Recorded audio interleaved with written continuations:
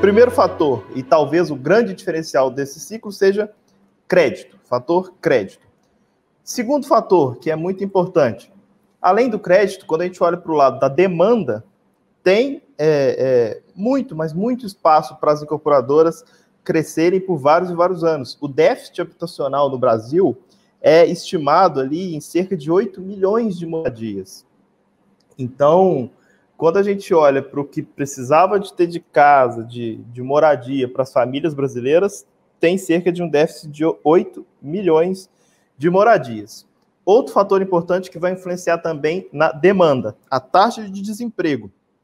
Eu já fiz alguns posts nas redes sociais e muita gente questionou isso, talvez isso seja até uma das perguntas que possa surgir aí. A taxa de desemprego alta não é um fator negativo para a tese de um superboom imobiliário. Pelo contrário, a taxa de desemprego alta é um fator que pode ajudar mais ainda esse superboom nos próximos anos, por conta de dois fatores.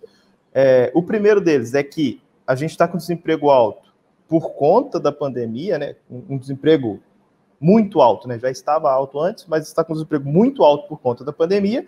E existe uma tendência, né, uma expectativa de que com a melhora cíclica das coisas, simplesmente pelo fato de que vai começar a vacinação, e cedo ou tarde, pode ser agora, pode ser um pouco mais para frente, a gente vai voltar para uma economia normal e isso tende a reduzir o desemprego. Então, déficit habitacional e taxa de desemprego elevado. E, por fim, eu gostaria de falar do efeito da pandemia em si também, nesse superciclo. Vou pedir o pessoal da nossa equipe de áudio e vídeo para colocar uns gráficos aí na tela para vocês, e eu vou explicar um pouquinho por que a pandemia acabou evidenciando a força desse ciclo. O primeiro gráfico que vai aparecer aí para vocês é o gráfico de estoque, de oferta final. Basicamente qual que é a quantidade de imóveis que as incorporadoras têm e que ainda não foram vendidos. Quando a gente olha para o que aconteceu com esse gráfico, e quando a gente olha para dados históricos, não sei se já está aparecendo aí para vocês. Está aparecendo. Tá, beleza. Quando a gente olha para esses dados, vocês vão ver que nesse período aqui da pandemia, o estoque caiu de maneira vertiginosa. Por quê? Por conta do que tem nos dois outros gráficos. Veio a pandemia, ocorreu um momento de grande incerteza e as incorporadoras decidiram por parar com os lançamentos. Então, quando a gente olha o gráfico dos lançamentos, a gente vai ver que durante a pandemia teve uma queda muito forte no ritmo dos lançamentos.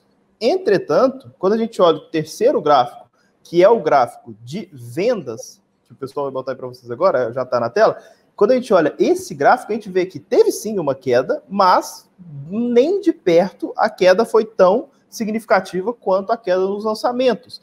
E por que eu disse que a pandemia evidenciou a força desse ciclo? Talvez o que esses números estão nos dizendo é que a questão do crédito, de um juro baixo e da influência disso na disponibilidade de crédito, talvez seja até mais importante do que a questão da economia em si, né, do desemprego, da taxa de crescimento e etc. Por quê? Porque uma queda de 1 ponto percentual na parcela, 1 ponto percentual na taxa de juros, perdão, significa uma redução de quase 30% na parcela. Então, imagina o que isso faz de diferença no que hoje dá para pagar, para financiar um imóvel em relação a alugar um imóvel. Em diversas situações hoje, e isso não era realidade em nenhum dos últimos ciclos, dos últimos grandes ciclos imobiliários do Brasil, hoje é mais barato, inclusive, financiar um imóvel do que alugar um imóvel, para diversos casos. Então, assim, isso faz toda a diferença. Talvez este seja o fator que explica o fato de que as vendas não caíram de maneira tão forte quanto os lançamentos, porque as pessoas continuam querendo se aproveitar desse momento. As pessoas sabem que o juro baixo é uma oportunidade única e não querem perder essa oportunidade de ter sua casa própria. A gente sabe que a casa própria é o grande sonho dos brasileiros. Quando a gente olha para o quarto gráfico, que eu vou pedir o pessoal para colocar aí agora para vocês, que é um gráfico de intenção de compras, esse dado aí, ele vai só até outubro, a última pesquisa. Mas o fato é que a intenção de compra, isso é basicamente quem pretende comprar um imóvel nos próximos 2 anos, essa é a pergunta. A intenção de compra em outubro já estava ali num patamar acima do que estava antes da pandemia. Pelo que a gente vem observando aí de tendência de comportamento do consumidor, se a gente for olhar um dado atualizado de dezembro, agora de janeiro, eu acredito que esse patamar já deve estar até mais alto do que o pré-pandemia. Então, quando a gente junta tudo isso, questão do crédito com um cenário que nunca existiu no Brasil, déficit habitacional muito alto, taxa de desemprego elevada, e a pandemia evidenciando a força desse ciclo, né?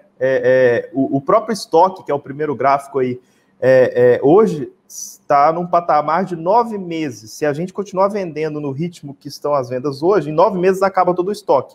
Quando a gente pega o pior momento para esse setor na história recente, ali 2016, 2015, esse estoque era de 22 meses. Então, realmente,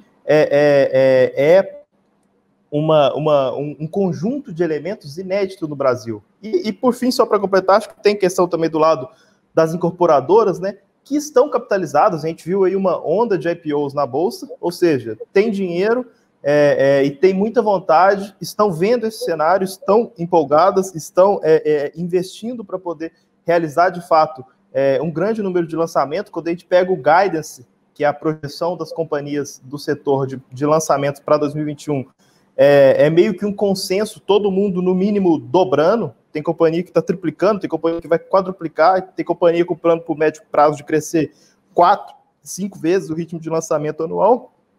Então, assim, se a gente olha setor financeiro, crédito, se a gente olha demanda, questão macroeconômica, se a gente olha capacidade de entrega, de oferta do ponto de vista das incorporadoras em si, a gente tem, de fato, um conjunto de elementos que é inédito. E resumindo a tese, assim, basicamente é por isso que eu acredito que esse tende a ser o maior boom imobiliário que o país já viu.